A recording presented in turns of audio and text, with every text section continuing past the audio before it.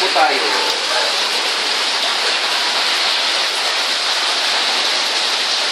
Good. Very good, very good. Magandang hapon po. Ay, umaga pala, mga kapamilya. Nandito po tayo kasalukuyan ngayon sa Batalya Residence. Kung saan sinasabupa ng bagyong Glenda ang barangay Makini. Makikita mo sa aking likuran ang mga bubong na lalipa ng aming kapitbahay. Kitang-kita sa camera. Ayan po, nililipad na ang bubong niya. At ang kisame namin ay butas-butas na. Ayan po, sobrang lakas po ng bagyo. Hindi po namin siya ma-resist. Pero kung sisi. Oh, nagsalita ang tatay natin. Nagdalagama ba? Muli, nagbabalita.